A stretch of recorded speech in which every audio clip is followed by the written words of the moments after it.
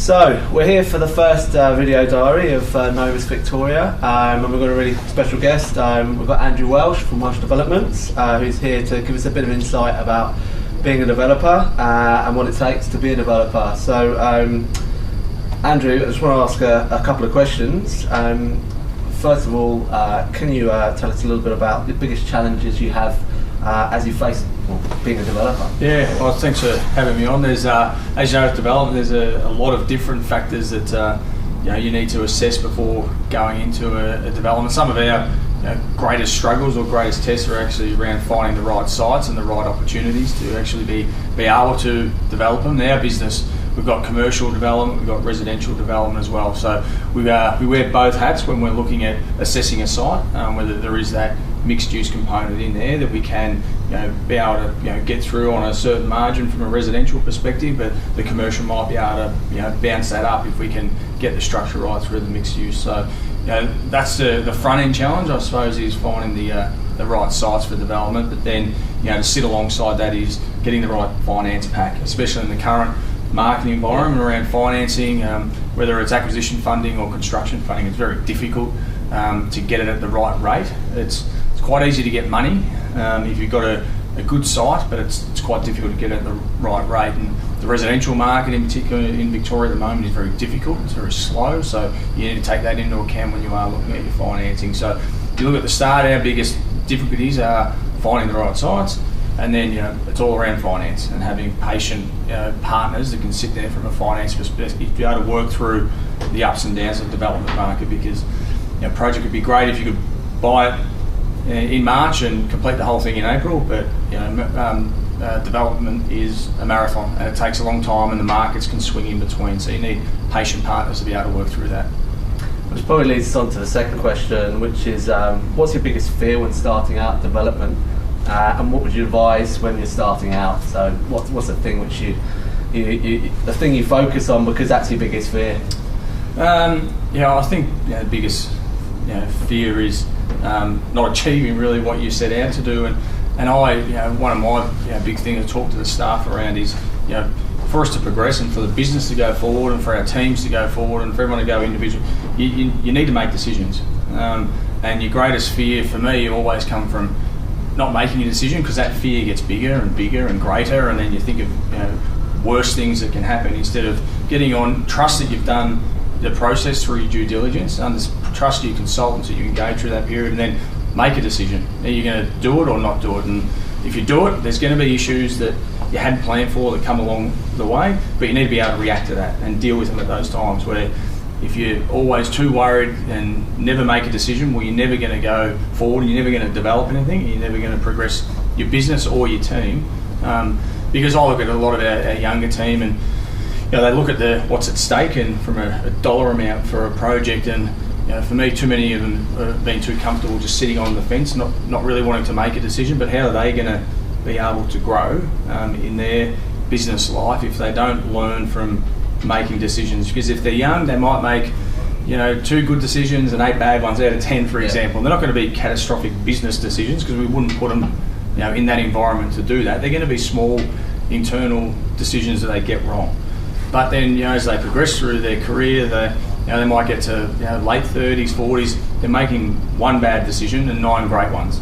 And then at that level, then they get exposed to greater business decisions that actually drive and make the P&Ls for a project look different. So you need to be able to give your team that opportunity to grow and allow them to make decisions within the business throughout their career. That's the only way that we'll grow as a business, and that's and that's one of my fears, is that if we don't allow them to make those calls, we're not going to be going forward, because it's all going to be coming back to the directors to always make the decisions, which is going to be difficult. Which probably leads on to the next question is, do you ever feel overwhelmed with the work, and how do you deal with this in terms of what you do in developments? Yeah, you probably, I don't ever feel really overwhelmed. I understand at different times, different project cycles, there's different pressures that you need to put your time and energy into.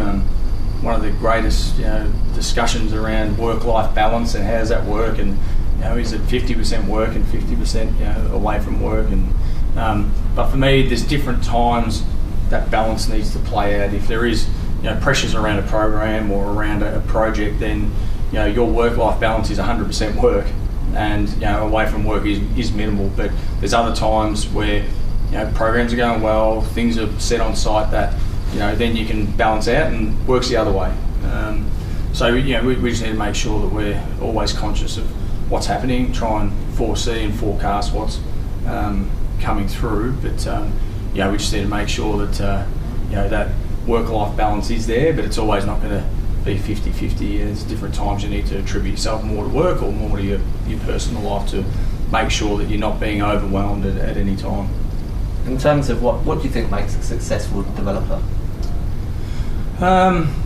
Look, I think someone who can make decisions under pressure is pretty important, in particular when you've got big decisions to be made and you've got a big team reporting into our development managers or our general managers, which then comes up to our the directors of the group to be able to make decisions and allow the the team to get on with projects. But I think just we're also big around making sure that our team, being our consultants who we engage, are allowed to be the experts in their field. I don't profess to be a civil engineering expert, an architectural expert, a marketing expert, a town planning expert. I have to understand all aspects of them, but I want to allow my team to be the experts in the area, because that's what we engage them for. And a project, whether it's residential or commercial, you might have up to 20 different experts reporting in for one key objective.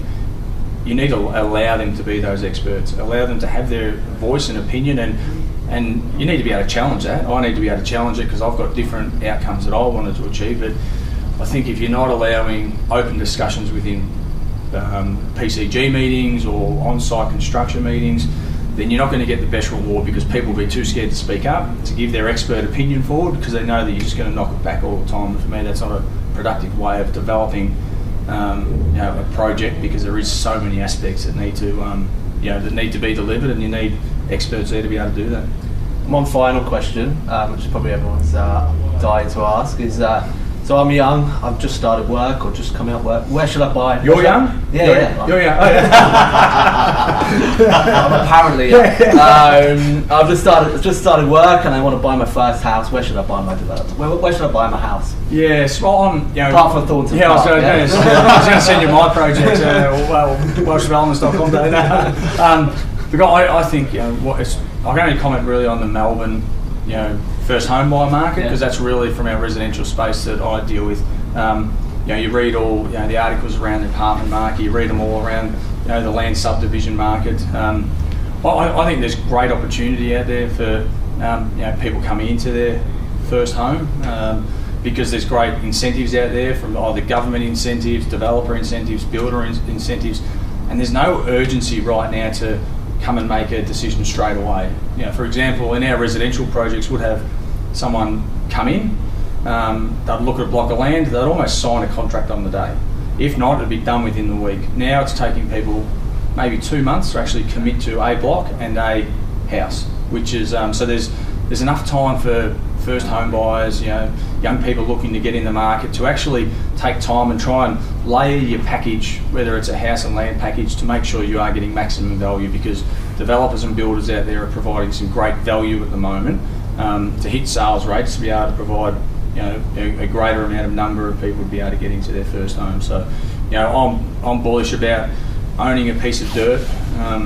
I think people say it's the Australian dream, but it is. There's only so much land around, and if you can package in a good house and land package, whether it's for yourself to move into initially, I'd be looking at that, but I'd be being patient and making sure that you're laying all your deals right, from a land deal around percentages you need to put down for deposits, which ones are providing marketing incentives around that, and then your builders, what inclusions you're getting from your builders, whether it's greater cooling and heating packs, or tiled floors instead of carpet. All these different things is you can probably save up to $100,000 on some initiatives out there at the moment.